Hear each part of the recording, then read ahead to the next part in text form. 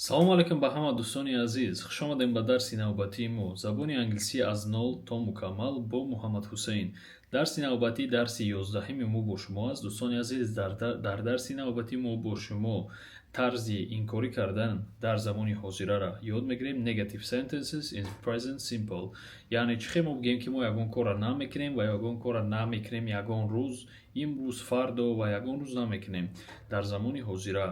خب دوستانی عزیز، عملهایی که ما گفتیم که هر روز تکرار با تکرار انجام میتیم، عملهایی که در یک هفته یک بار یا که عملهایی که تست زود ما با انجامشون میتیم، همین عملها را ما در زمان حاضره استفاده میبریم و present simple میگن و امروز ما همین عملها را با شما این کار کردن را یاد میگیریم. دوستانی عزیز، درس با دقت گوش میکنیم، دفترون قطعی روچکامون میکنیم و اوزی درس سر میشه. پیش از درس سرشدن التماس یه مینوت مرا با دقت گوش کنید دوستان عزیز. ما خیلی از شما خواهش میکنم که مرا یک دستگیری کنین.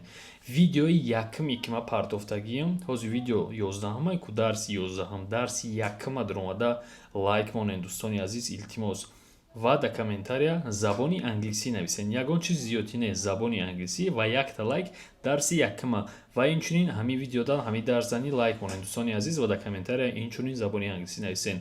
خیلی مینادار میشم دوستان. وقتی که یکم ویدیو را شما لایک میمونین و کامنتاریا میمونین، یوتیوب پرادویگات میکنه و دیگه آدمو همه دیگه توجیه خودمون ویدیو را میتونن دیده و همه درس‌ها ما میبرند در پلیلیست.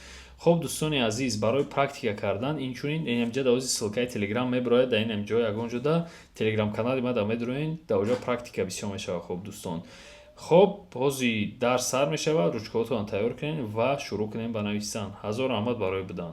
дар дарси имрӯза мо мавзӯи гузаштаро давом медиҳем ва тарзи инкор карданро ёд мегирем дар замони ҳозираи оддӣ. такрор мекунем як бори дига ки замони ҳозираи оддӣ амалҳоеро дар забони англисӣ мефаҳмонад ки мо ҳар рӯз инҷо анҷом метем, фақат анҷом метем, ба мисли мисол ягон привичкамон, ба мисли ягон ҷои кормон, ба мисли ягон ҷо рафтанмон ки ҳар рӯз мерем. ҳамаи амё чиянд? Ҳамаи амё замони ҳозираи оддӣ дар забони англисӣ. хоб ҳозир мо мегзарем ба тарафи инкор кардани ҷумлаҳо. мо чӣ хел инкор мекунем? мисол мегӯем ки аввал дар мо гуфтем ки ман меравам, ҳозир мегӯем ки ман намеравам. Нарафтанаш чӣ хеле? мегӯем ки мисол гап барои инкор кардан мо мегӯем ки ман ай, ман мешавад ай, медонем ира уже мо. Нарафтан мешавад don't go. I don't go. И don't и шакли кӯтоҳи ай мешавад ки шакли кӯтоҳи ами do not накардан мешавад. накардан. Акар мегӯем ки ман намекунам, намерам. барои чӣ мо do not истифода мебарем? барои он ки и феъл и действовать кардан, ягон кора кардан, ами go рафтан. мисол ягон кора мекунӣ ку мисол ҳаракат мекунӣ, ами рафтан ба маънои феълай. ами don't и инкор кардани феъли моай. феъли мо дар инҷа go а, яъне мо мегӯем ки мо намерем. I don't go. акӣ мегзарем ба ту шумо. туён ки шумо намеравед мешавад ки you don't go. туён ки шумо намеравед. давом метем, мегӯем ки мо намеравем. We don't go. мо намеравем. агар бихоҳем бигӯем ки онҳо намераванд, мегӯем ки they don't go. ёра ҳамаша дар дафтаратон қайд кунед шогирдони азиз, барое ки дар дафтаратон қайд накунед, нанависед, хафои ман ягон чиза шумо чӣ правилно ёд намегиред. ба ки виновата? баъд мегӯем ки маълим виновата. ба он хотир ман мехоҳам ки ҳар яктаи шумо дар дафтаратон бинависед, қайд кунед. давом метем.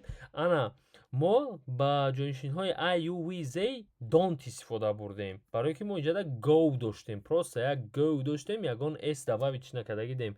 ана ки шахс сеюми танҳо да мо s дорем. s да чӣ хеле мекунем ба гуфти шахсии шумо? ҳозир мебинем, нигоҳ кунед шогирдони азиз. барои s мо чӣ кор мекунем? мо мегӯем ки вай писар, he, инҷода мо do not дорем ку. инҷода менависем ами do not go. инҷода go мешава, goes намешава. барои чӣ? барое ки ин ами s и s меояд, ин does мечаспад, инҷа does мешава. яъне ки he doesn't go мешавад тарзи дурусташ. ман хеле сода карда фаҳмондам ки шумо бифаҳмед. тарзи дурусташ вай писар намеравад мешавад he doesn't go. He does not go. It does not این طرزی شکلی پورشه شکلی کوتاهش هم نویسیم موضوعی شکل کوتاهش می شود که doesn't فهمیدیم برای چی همی does not میگیرن از دیوسن امیدوارم که فهمیدیم برای اون که ما گفتیم که اینجا go مون es داره همی es هم در دو ایلاوه میکنیم اینجا دو داریم که در ایلاوهش میکنیم I go میگیریمش در اینجا ایلاوهش کردیم does شید شکل کوتاهی does not میشود doesn't دوام میتیم شاگردانی عزیز she goes میشود که وای میرود اگر بخوایم بگیم که وای نمیرود میگیم که she هم خیبو doesn't go دقتی جدی بتونید همین چیزا که ایرا بسیاری از انگلیسی آموزان هم میدونن اگر همین شما بتونید شما برد کرده گین خیلی عزیزا میدونیم برای که هر کس اهمیت نمیده دوام میتیم it goes این چیز میرود این چیز نمیرود میشود it doesn't go دیدن goes دیگه نیسته go ای برای که نمی goes ای اسش در این ایجا اومده گیه در don't اومده گیه doesn't چیده گیه دوام میتیم شاگردان عزیز با جونشین teach من درس میدهم I teach من درس نمیدهم I don't teach آیا من درس میدهم من درس میدهم اما درس دیگه میگذاریم من کم ترک سراسی مشیدم بخشیش خب انا I don't teach گفته سیم برای که ما در این جرم بولو فهمیدیم که do not don't میشود ما پروسه این کار کردیم که من درس نمیدهم تو یا که شما درس میدهید you teach انا وقتی بگیم که تو یا که شما درس نمیدهید you don't هم خیبه you don't teach ما میگیم که ما درس نمیدهیم we don't teach اگه ما میگیم که آنها درس نمیدهند they don't teach اگه ما میگذاریم به هیشی اید وای پسر درس نمیده چه میشوه این اجازه پچکسکه داریم میشود که وای پسر درس نمیده he doesn't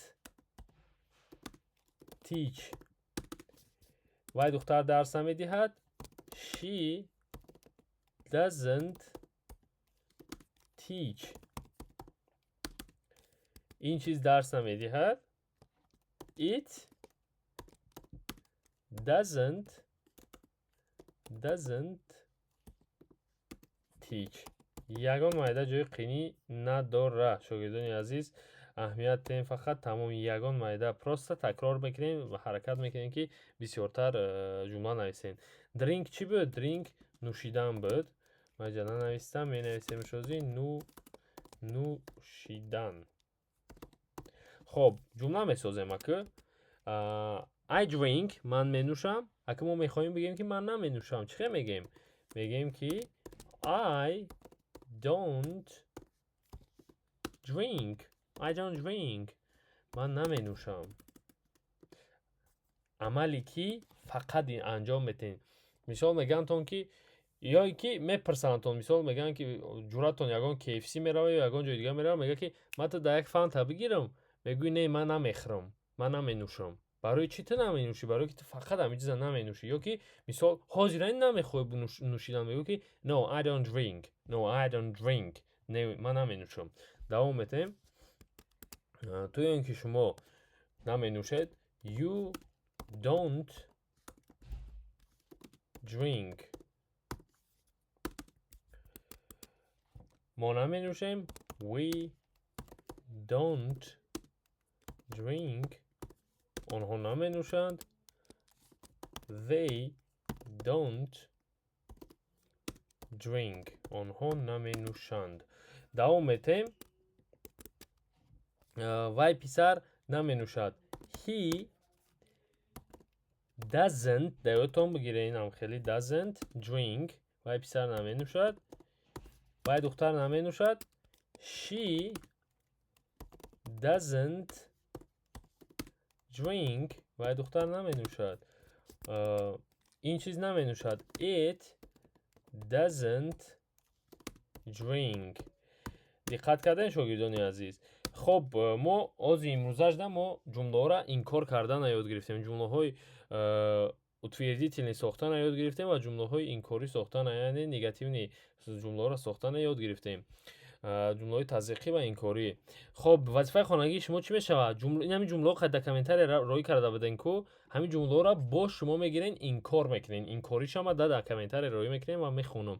Савол чӣ? Саволотонро менависем ва кӯшиш мекунем ки дар саволотон ҷавоб диҳем. Боқӣ дар амони Худо бошед то дарсҳои оянда.